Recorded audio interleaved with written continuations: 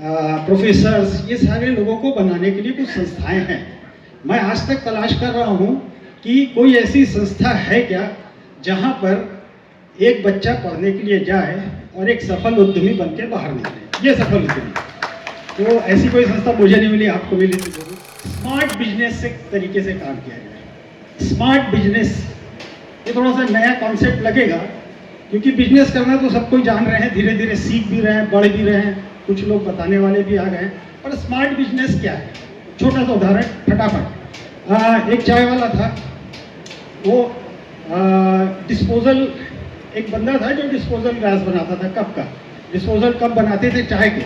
उसके बाद में वो खरीदता था, गत्ता खरीदता था, गत्ता खरीदने के बाद उसको बनाता था, उसमें लेबर का खर्चा करता था, और उसके बाद में जाके सारे चाय दुकानों को मुफ्त में दे देता था। जो डिस्पोजल ग्लासेस है उसको बनाता था, बनाने के बाद में मुफ्त में जाकर दुकानों में दे देता था। तो इसको उद्योगपति या व्यापारी कहेंगे क्या? अरे भाई कहोगे क्या? नहीं, मैं तो समाज सेवक कहूँगा। मुफ्त में जाकर दे रहा है अपने माल को, कहाँ करने वाला उसको पैसा देता है, वो बनाता है, और उधर चाय वाला भी उसका वेट करते रहता है कि राजू आज आया कैसे नहीं यार कप देने के लिए, क्योंकि उसको मुफ्त में मिलती है। दैट्स नहीं पहुंच पाए हैं। किसानों के हित संवर्धन के लिए कृषि विभाग में भांति भांति की योजनाएं संचालित हैं। खेतीबाड़ी में, एग्रीकल्चर की एक्टिविटी में जितने प्रकार की गतिविधियां हैं सभी में अनुदान का प्रावधान है। हम फसल बोते हैं तो बीजा लेते हैं, बीज में भी अनुदान का प्रावधान है। सिंचाई की व्यवस्था करते हैं तो उसमें भी अनुदान का, सिंचाई का सुविधा विकसित करना चाहते हैं तो 25,000 20,000 का अनुदान है। नदी नाले से पानी आप उठाना चाहते हैं तो इसके लिए शाकंभरी योजना है, इसमें इकाई लागत का 75% पंप वितरण में अनुदान है।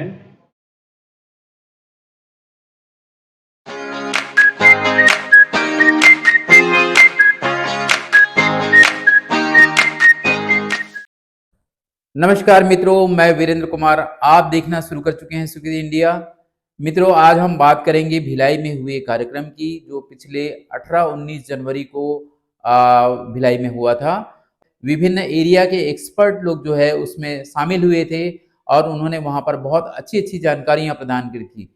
ये विषय थे उद्योग, व्यवसाय, संविधान और करियर गाइडेंस के बारे में।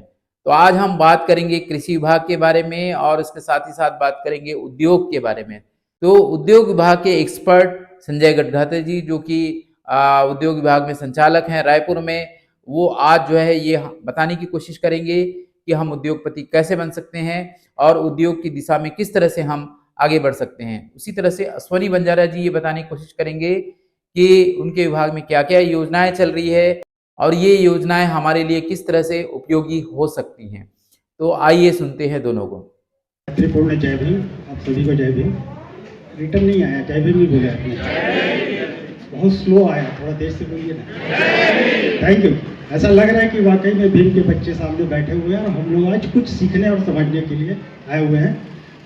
मैं आदरणीय मंच को पूरा सम्मान करता हूँ, भंते जी को वंदन करते हुए मैं अपनी बात रखता हूँ। समय कम है और मुझे आदत थोड़ी सी खराब है, मैं ज़्यादा बोलता हूँ, इसलिए आयोजकों से भी मेरा रिक्वेस्ट रहेगा कि 1-2 मिनट अगर आगे पीछे हो जाए तो एडजस्ट कर लीजिएगा। मैंने अपने अगले वक्ता को भी समझाया है, मैं थोड़ा ज़्यादा बोल लूँगा, तुम जरा कम कर लेना।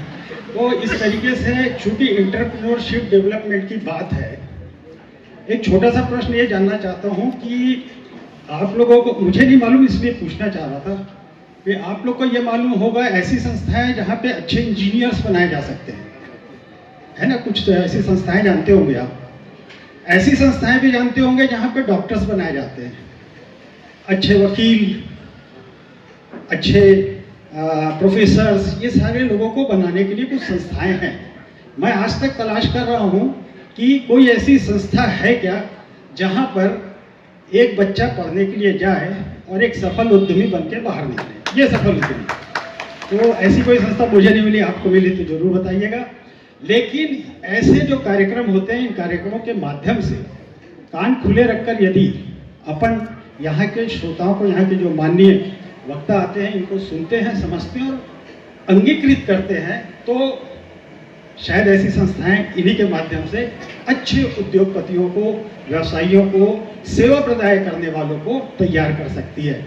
चलिए, मैं छोटी सी कुछ बातें और जानना चाह रहा हूँ। सर का भी मैंने उद्बोधन वहाँ पर सुना। आपने कुछ स्कीम्स के बारे में बताने की कोशिश की। मैं उसी लाइन को थोड़ा सा आगे ले जाता हूँ।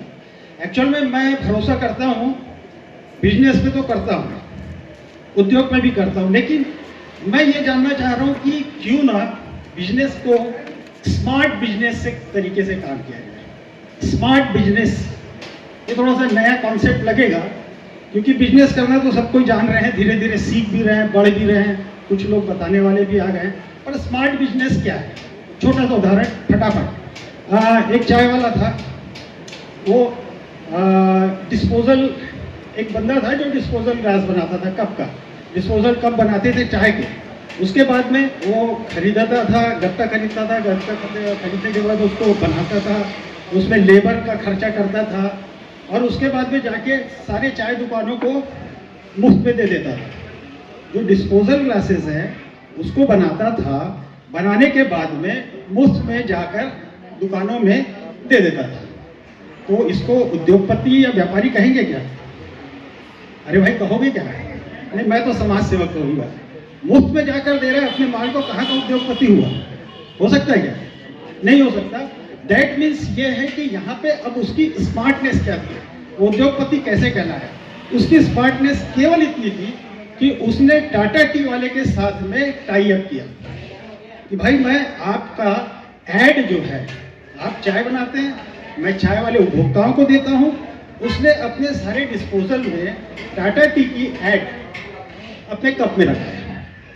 टाटा टी कंपनी वाला उसको पैसा देता है, वो बनाता है, और उधर चाय वाला भी उसका वेट करते रहता है कि राजू आज आया कैसे नहीं यार कप देने के लिए, क्योंकि उसको मुफ्त में मिलती है। That's a smart business. इस तरीके से विचारण करना होगा। आइए, अब मैं थोड़ी सी जानकारी आपसे चाहूँगा। कुछ संस्थाओं के नाम मैं लेता हूँ, जो लोग मेरे को पहले सुने हैं कृपया वो हाथ नहीं उठाइए। जैसे MSME नाम की कोई संस्था है ना? हाँ ना बताते जाइए, थोड़ा सा नींद आएगी आपको, इसलिए इस टाइप से बात कर रहा हूँ। खाना खाने के बाद आती है। तो MSME नाम की संस्था है, NSIC नाम की संस्था है, टेक्निकल सेंटर्स नाम की संस्थाएं हैं, CPET नाम की संस्थाएं हैं, और ऐसी बतौरों कई सारी संस्थाएं हैं। इसमें से कितनी संस्थाओं को आपने जाकर देखा? पिन ऑफ साइलेंस होता ना तो मजा नहीं आता। नहीं देखा तो नहीं देखा, अब चले जाएंगे, उसमें कौन सी बड़ी बात है। लेकिन ये सारी संस्थाएं एंटरप्रेन्योर को सपोर्ट करने के लिए बनी है। और मजे की बात यह कि छत्तीसगढ़ में, और कुछ संस्थाएं तो आपके दुर्ग जिले में, कुछ रायपुर में है। तो हमको इन चीज़ों को देखना है कि ये बंदे आखिर वहाँ पे इतना बड़ा बड़ा फाटक, दरवाजा, ट्रेनिंग सेंटर्स, कंप्यूटर्स लेके बैठे हैं, हमको क्या बताना चाह रहे हैं, थोड़ा देख लें। दूसरी बात मैं जानना चाहता हूँ, स्टार्टअप और स्टैंड अप दोनों योजनाएं हैं, सर ने भी बताया। अभी मेरी समझ में एक बात नहीं आती कि स्टार्टअप में और स्टैंड अप में, इन दोनों योजनाओं में डिफरेंस क्या है? अगर मैं किसी को बोलता हूं कि स्टार्टअप, तो बंदा उठता है, चलने लग जाता है, शुरू कर दिया, यही मतलब होता है ना स्टार्टअप, मैंने स्टार्ट करना। और दूसरा बंदा है जिसको मैं बोलता हूँ स्टैंड अप, तो अरे नहीं भाई बैठ जाओ खड़े हो जाते हैं लोग। स्टैंड अप माने खड़े होना।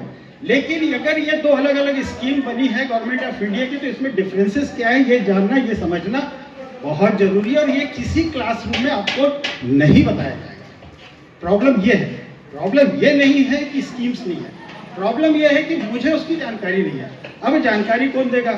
गूगल में सर्च करके चल देते हैं, लेकिन रील देखने में या और कोई चीज़ें देखने में जो आनंद है, वो आनंद इन संस्थाओं की जानकारी लेने में नहीं आता भाई। क्योंकि ये तो पढ़ने वाली बात है, थोड़ी देर में नींद आने लगती है, और इन चीज़ों को कौन देखेगा? वेल, मेरा ओवरऑल कहना यह है, क्योंकि इन सारी चीज़ों को बहुत विस्तृत रूप से मैं अभी नहीं बता पाऊंगा, लेकिन अभी हाल फिलहाल में संजीव को भी कवर करना था। संजीव कहाँ है? तो थोड़ा सा तुम भी आके कवर कर लेना अगर जरूरत पड़ेगी तो। इसमें अभी अभी छत्तीसगढ़ में बिल्कुल जस्ट औद्योगिक नीति 24-30 लॉन्च की। 24-30 औद्योगिक नीति लॉन्च की। क्या चीज है ये पुस्तिका? क्या चीज है? क्या होता है उसमें? किस टाइप की चीजें हैं ये? क्यों लॉन्च की? काहे के लिए लॉन्च की? वेल, ये एक्चुअल में हमको खुद से पढ़ना होगा। मेरा ओवरऑल कहने का मतलब ये है, बाबा साहब ने कहा शिक्षित बनो, हमने अर्थ लगाया शिक्षित बनने का मतलब होता है सर्टिफाइड हो। ग्रेजुएशन दैट मीन शिक्षित, आईएएस ऑफिसर दैट मीन शिक्षित, संयुक्त संचालक उद्योग दैट मीन आधा शिक्षित। यानी इस टाइम से हमने ये अर्थ लगाना शुरू कर दिया, सर्टिफिकेशन हो गए मतलब शिक्षित हो गए। लेकिन एक्चुअली ये उद्देश्य उनका नहीं था। शिक्षित कोई भी व्यक्ति हो सकता है। शिक्षा का तात्पर्य था ऐसी शिक्षा जो एट दैट टाइम आपके समाज को आगे ले जाने के लिए, उन्नति के लिए काम। एट दैट आज के समय में जो दौर चल रहा है उसमें मैंने आपको बताया कि स्मार्ट बिजनेस की जो सिस्टम है उसको एडॉप्ट करना होगा। एक छोटा सा प्रश्न पूछता हूँ, आलू, आप सभी आलू को तो जानते हो, एक सब्जी है, जनरली सभी में डाल दिया जाता है। तो उस गरीब आलू को एक व्यवसायी बेहतरीन ढंग से किस तरीके से काम करता है? आलू किसानों से लेके मार्केट में आता है, मार्केट से लेके फिर छोटे व्यापारी के पास जाता है, छोटे व्यापारी से किसी के घर पे जाता है, यहाँ पे कंज्यूम हो जाता है। लेकिन एक बंदे ने उससे थोड़ा सा डिफरेंट रोल करना शुरू किया। उसने शुरू किया कि उसने 2-4 बोरे आलू को उबालना शुरू किया और उन लोगों को आइडेंटिफाइड किया जो सुबेरे सुबेरे समोसा, आलू गुंडा, डोसा, सब में आलू लगता है ना? अरे हाँ कि नहीं, हमसे हाँ क्योंकि कहीं ऐसा ना हो जाएगा नहीं हम तो पनीर का बनाते हैं। तो सब में आलू का उपयोग होता है। और उसने जितने ठेले वाले थे उन सबको 2 रुपया एक्स्ट्रा लेकर उबला हुआ आलू उनके यहाँ पहुंचाना शुरू किया। आज करोड़ों टन आलू उबालता है इंदौर में यूनिट, यंग लड़का। थोड़ा सा तो मूव किया उसने और कई लोगों को रोजगार दे रहा है, कई लोगों को रोजगार दे रहा है। उतने वहाँ पे आलू उबलते हैं, फिर पहुँचाने वाले लोग लगते हैं। उस 2 रुपये प्रॉफिट को ही उसने करोड़ों रुपए में तब्दील कर दिया। किससे? केवल बिजनेस माइंड, स्मार्ट बिजनेस से। तो ये मैं इसीलिए कहना चाह रहा हूँ कि थोड़ा सा स्मार्ट बिजनेस की तरफ भी चलेंगे अपन। नीति के बारे में थोड़ा सा बताने बोले हैं।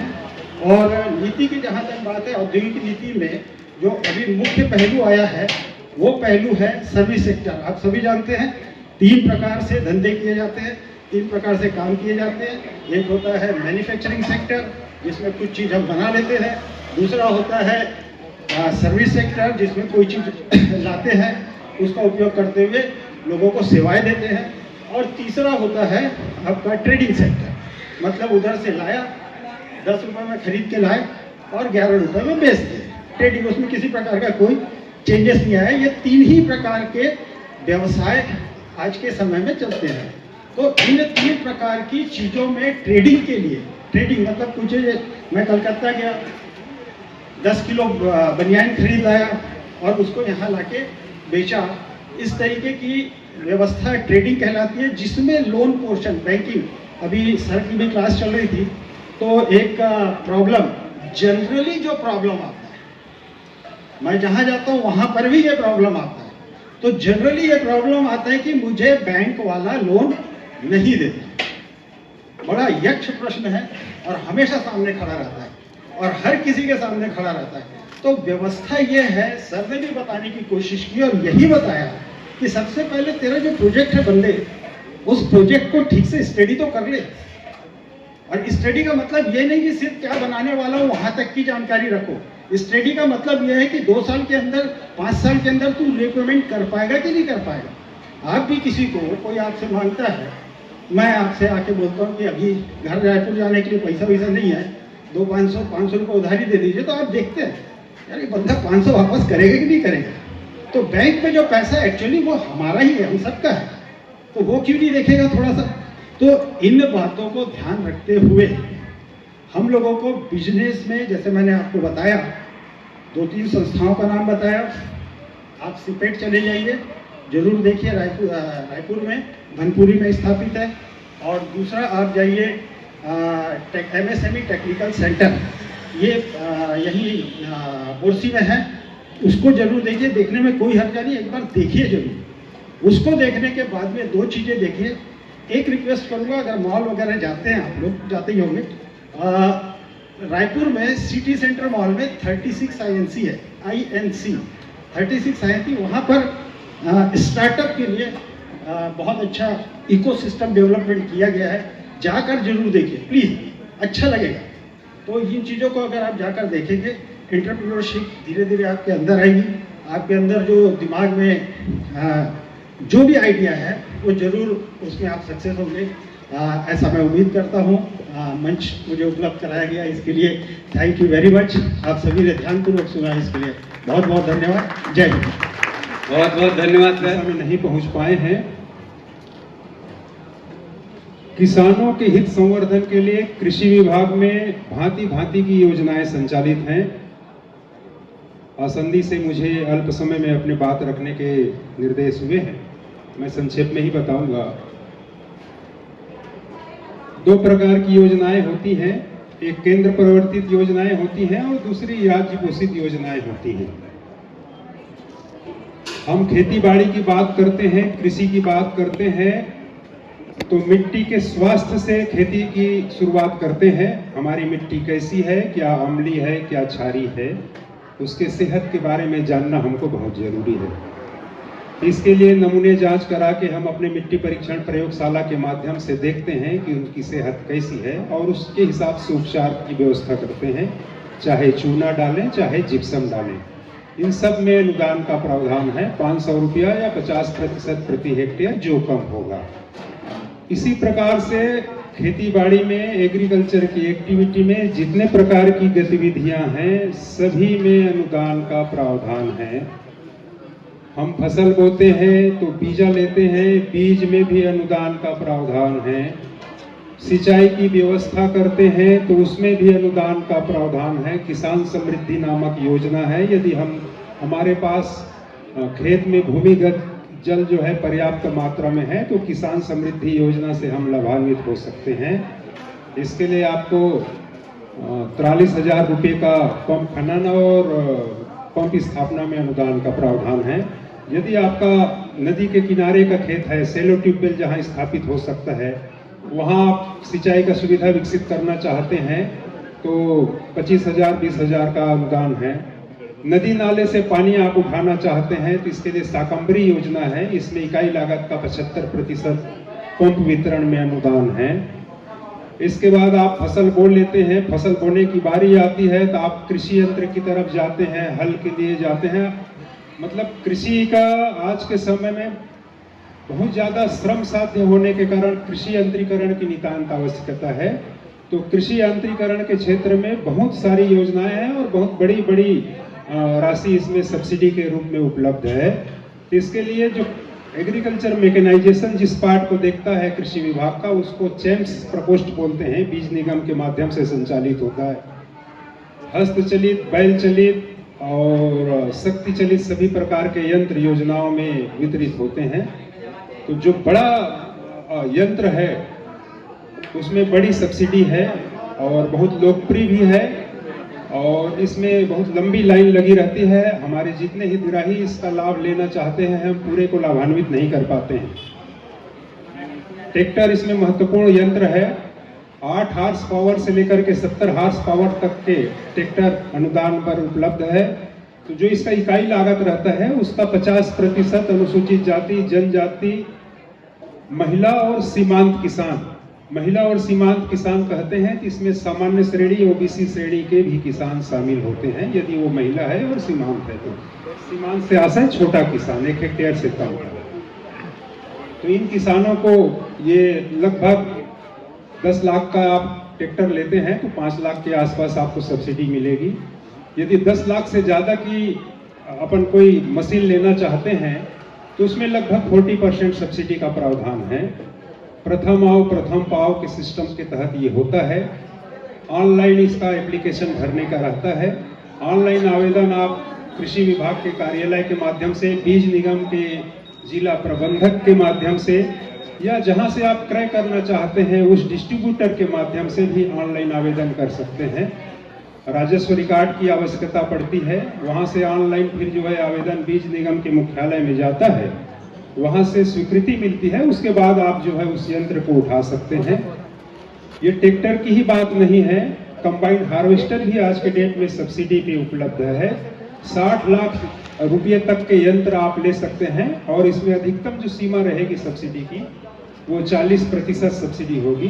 तो आप सेलेक्ट कर लीजिए, आपको यदि ऐसा लगता है कि मुझे यांत्रिकरण की दिशा में आगे बढ़ना है तो कृषि में यांत्रिकरण बहुत जरूरी भी है, तो उसके लिए चेम्स के माध्यम से आप आवेदन ऑनलाइन आवेदन कर सकते हैं और इसका लाभ ले सकते हैं। चेम्स में और व्यवस्था है। चेम्स में जो बोल रहा हूँ ये संक्षिप्त वर्ड है, Chhattisgarh agriculture mechanisation and monitoring software का। तो चेम्स ऑनलाइन पोर्टल है, वेबसाइट है, इसके माध्यम से आप आवेदन कर सकते हैं। इसी चेम्स के माध्यम से आप स्प्रिंकलर ले सकते हैं, इसी के माध्यम से आप ड्रिप ले सकते हैं। अलग अलग योजनाओं में कृषि यंत्र है। एग्रीकल्चर मैकेनाइजेशन का एक यंत्र है, नेशनल फूड सिक्योरिटी मिशन का है। तो जितनी भी योजनाएं कृषि विभाग में संचालित है उन सभी योजनाओं में एग्रीकल्चर इक्विपमेंट्स एक कंपोनेंट रहता है, वो सब इसमें चेम्स के माध्यम से शासित होते हैं, लाभान्वित हो सकते हैं आप। इसके अतिरिक्त खेती बाड़ी को अच्छा करने के लिए सरकार अपने तरफ से योजना चला रही है। उन योजनाओं का लाभ हमको प्राप्त करना निहायत जरूरी है। इसके लिए हमारा की सेंटर है, बाकी और भी कंपोनेंट हैं उसके लिए। ग्रामीण क्षेत्र में ग्राम सेवक, ग्रामीण कृषि विस्तार अधिकारी, विकास खंड स्तर पे आते हैं तो वरिष्ठ कृषि विकास अधिकारी और जिला में उप संचालक कृषि। यदि आप इन योजनाओं से लाभ लेना चाहते हैं तो मेरा आपसे अपील रहेगा कि आप जिला कृषि अधिकारी से अवश्य मिलिए। कौन सी योजना में आपकी अपेक्षा के हिसाब से कौन सा आइटम आपको लाभान्वित करा सकते हैं, वो आपसे चर्चा पर चर्चा करने से आप उसका लाभ ले सकेंगे। तो एक बार यदि इच्छुक हो तो अवश्य विजिट करिए। इन योजनाओं के साथ, इन योजनाओं को लाभ लेकर के आप खेती को अच्छे से कर सकते हैं, खेती को उद्योग के रूप में ले जा सकते हैं। खेती परंपरागत रूप से खेती करने की आवश्यकता नहीं है। ये दुर्ग जिला का ही जाता धर्रा करके एक धमधा विकास खंड का गांव है। यहाँ टमाटर की खेती बम्पर होती है।